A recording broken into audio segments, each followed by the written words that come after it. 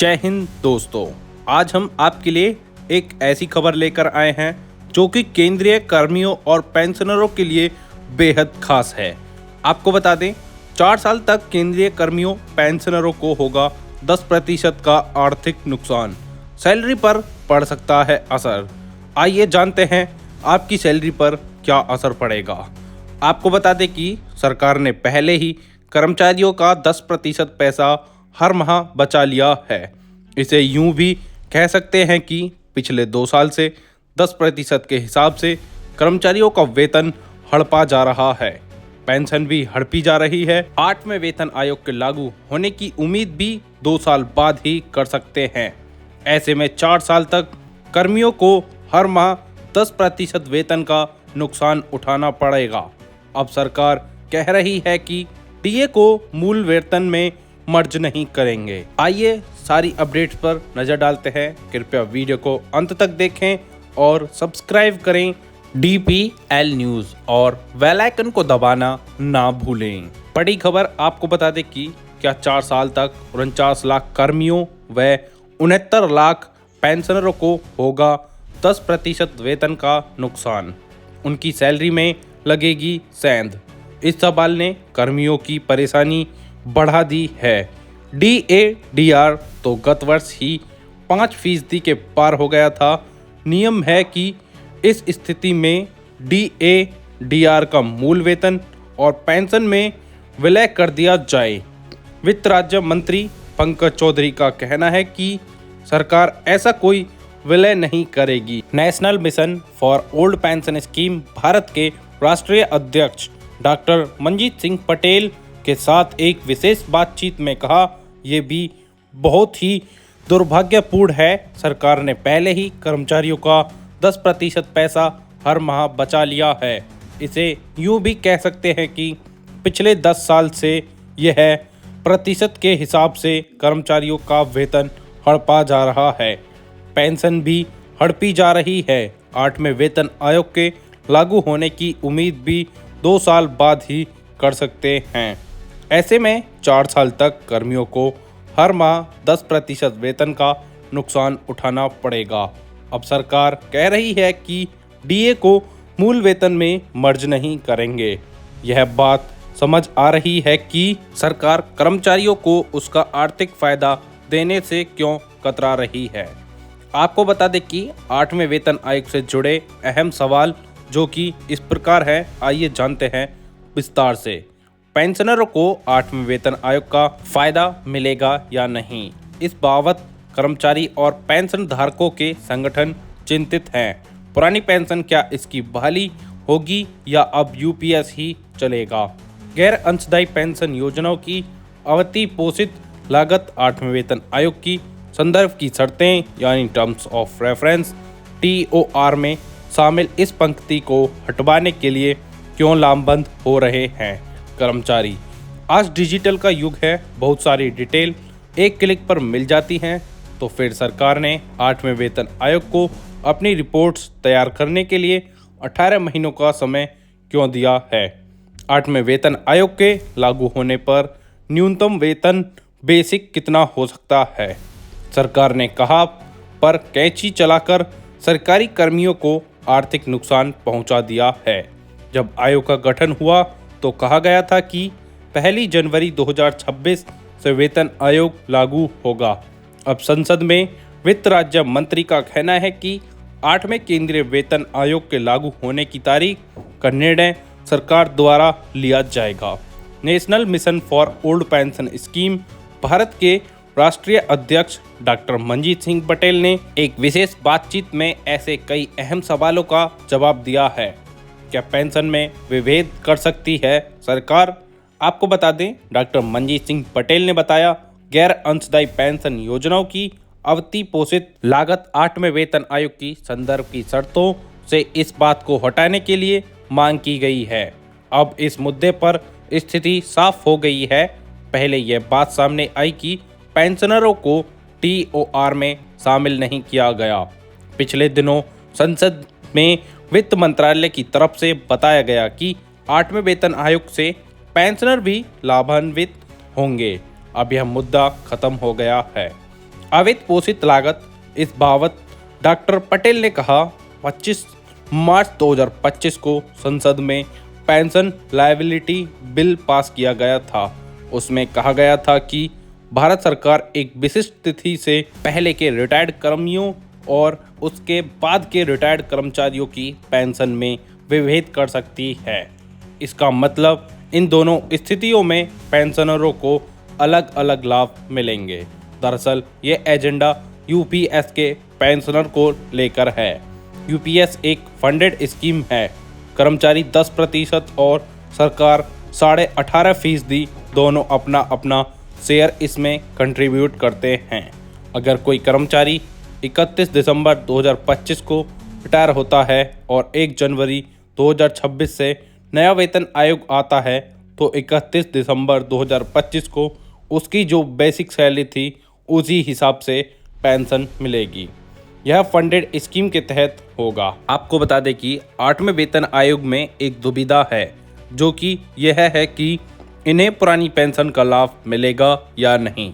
आपको बता दें अनफंडेड कॉस्ट की बात पर उन्होंने कहा इसमें वे कर्मचारी को जो ओपीएस के दायरे में आते हैं, वेतन आयोग किसी भी तरह के कर्मचारी हों वह सभी के लिए है।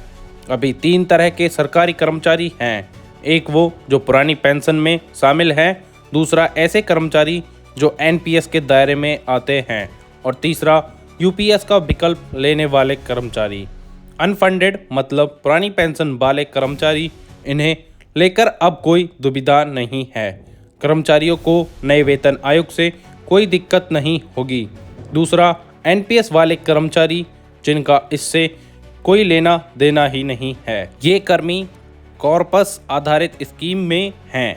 रिटायरमेंट पर जितना कॉर्पस एकत्रित होगा उसके हिसाब से उन्हें पेंशन मिलेगी। तीसरा यूपीएस वाले हैं। ये कर्मचारी अगर वेतन आयोग के आने से पहले रिटायर होते हैं तो यह दुविधा है कि इन्हें वेतन आयोग का लाभ मिलेगा या नहीं। आपको बता दें कि पेंशन की पॉलिसी में तो अंतर है। पेंशन में असमानता के सवाल पर डॉक्टर पटेल ने कहा यह कोई नई बात नहीं है। जैसे ईपीएस 95 में पीएसयू के कर्मचारी हैं, सेमी गवर्नमेंट वाले हैं, उन्हें वैसे पेंशन नहीं मिलती जैसे ओपीएस में मिलती है। एनपीएस में अलग से पेंशन विभेद हो गया है। कंट्रीब्यूटरी प्रोविडेंट स्कीम थी, उसमें 10% कर्मचारी और 10% संस्थान अपना हिस्सा जमा कराता था। रिटायरमेंट के वक्त जितना भी कॉर्पस एकत्रित होता उसे कर्मचारी को दे दिया जाता था। अलग से पेंशन नहीं होती थी। पेंशन में विभेद तो पहले से हैं। एनपीएस लाने का मकसद सभी को एक जैसी पेंशन व्यवस्था का हिस्सा बनाना था। यहाँ पर भी दिक्कत हुई कि किसी की सर्विस लेंथ लंबी है तो किसी की छोटी है। लोकसभा सांसद, राज्यसभा सांसद, विधायक और एमएलसी की पेंशन अलग है।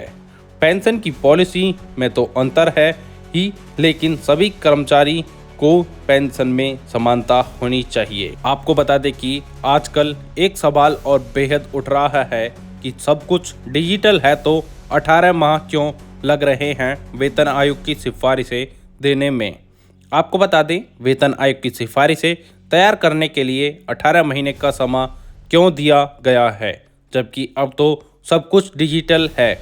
डॉक्टर पटेल ने कहा इसके पीछे सरकार की यह रणनीति हो सकती है कि वह उसे चुनाव से जोड़ा जा रही है और वेतन आयोग की रिपोर्ट्स के लिए 18 माह का समय देना, इसका मतलब सरकार जानबूझकर वेतन आयोग में देरी करना चाहती है।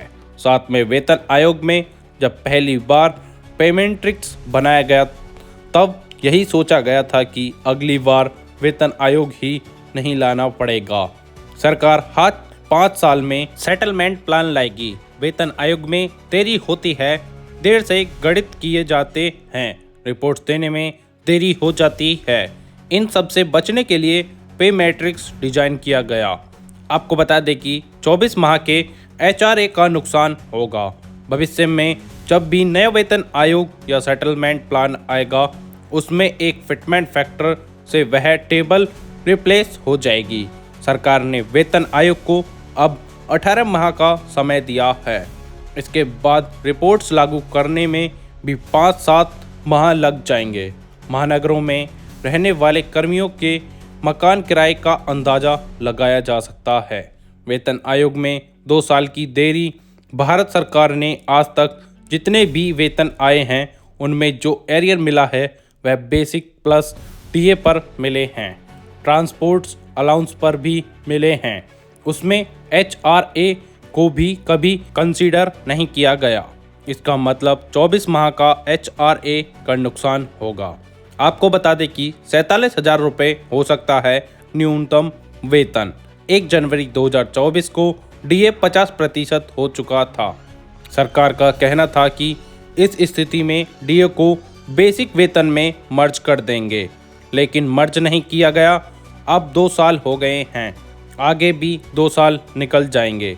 ऐसे में 4 साल के बाद जब डीए मर्ज होगा तो सरकारी कर्मचारियों को 8 से 10% हर माह के वेतन का नुकसान होगा। 8वें वेतन आयोग के तहत न्यूनतम वेतन कितना हो सकता है? डॉक्टर मंजीत पटेल ने इस सवाल के जवाब में बताया कि 2.2 से कम तो हो ही नहीं सकता। कभी तरह का गुणा भाग करने के बाद यह उम्मीद कर सकते हैं कि 3 साल बाद की स्थिति में 2.6 तक होना चाहिए। इसे आसान भाषा में यूँ समझ सकते हैं कि अगर मौजूदा समय में बेसिक वेतन 18,000 रुपये है तो 8वें वेतन आयोग के बाद वह लगभग 47,000 रुपये तक पहुंच सकता है। आपको बता दें कि तय समय पर मिलेगा डीए बढ़ोतरी का फायदा। वेतन आयोग लागू कब होगा, इस बाबत उन्होंने कहा, सरकार इस पर घुमा फिराकर बात कर रही है। वेतन आयोग तय स्थिति से ही लागू होना चाहिए। अब वित्त राज्य मंत्री कह रहे हैं कि सरकार तय करेगी, यानी अभी यह तय नहीं है कि वेतन आयोग 1 जनवरी 2026 से ही देगी। संभव है कि 2 साल बाद एरियर को लेकर सरकार निर्धारित भुगतान में कुछ गलत कर दे। 1 जनवरी से 2026 से डीए की बढ़ोतरी को लेकर डॉक्टर पटेल ने कहा, ये चलता रहेगा, यानी तय समय पर मिलते रहेगा। वेतन आयोग की रिपोर्ट्स आने के बाद यह देखा जाएगा कि 31 दिसंबर 2025 को कर्मचारी का बेसिक वेतन कितना हो सकता है। उसके हिसाब से फिटमेंट फैक्टर लगाकर फ़ायदा दे दिया जाएगा। डीए 50% से ज़्यादा हो गया है। क्या अब सरकार इसे मूल वेतन में विलय करेगी? संसद में इस सवाल के जवाब में वित्त राज्य मंत्री पंकज चौधरी का कहना है कि सरकार ऐसे कोई विलय नहीं करेगी। डॉक्टर पटेल ने कहा, यह अत्यंत दुर्भाग्यपूर्ण है। आपको बता दें, 29 लाख में से 1 लाख कर्मी ही यूपीएस में आए। यूपीएस को लेकर कर्मचारियों का रुझान सकारात्मक नहीं है। अभी तक 3% कर्मियों ने भी यूपीएस का विकल्प नहीं चुना है। इस पर कर्मचारी नेता ने कहा, 7 अक्टूबर को पेंशन सचिव के साथ बैठक हुई थी। उसमें कर्मचारी पक्ष की तरफ से कहा गया था कि यूपीएस में जब तक बीआरएस के दिन से पेंशन देने का प्रावधान नहीं होगा और लमसम राशि को 2-3 गुना नहीं किया जाएगा, तब तक यह स्कीम कर्मियों को अपनी तरफ आकर्षित नहीं कर सकती। 29 लाख केंद्र के कर्मियों में से 1 लाख ही लोग यूपीएस में शामिल हुए हैं।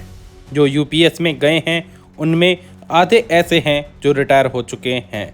आधे वो लोग जो बड़े पर्दों पर हैं, वे भी 4 माह बाद वापस एनपीएस में आ जाएंगे, क्योंकि वन टाइम विकल्प के तहत वे वापस आ सकते हैं। आपको बता दें कि हमें ओपीएस की आत्मा को समझना चाहिए। यूपीएस में शामिल होने का विकल्प 30 नवंबर तक देना था। वह पोर्टल बंद हो चुका है। वह पोर्टल ठीक से खुला भी नहीं सका। इसके चलते इच्छुक कर्मचारी भी यूपीएस में नहीं जा सके। सरकार द्वारा खुद ही इसे फेल किया जा रहा है। 8वें वेतन आयोग के टीओआर में कर्मचारियों के लिए ओपीएस आज भी सबसे बड़ा मुद्दा है। ओपीएस मिल जाए या वैसे लाभ मिल जाए, इसके लिए संघर्ष जारी रहेगा। डॉक्टर पटेल ने कहा, हमें ओपीएस की आत्मा को समझना चाहिए। नाम से कोई लेना देना नहीं है।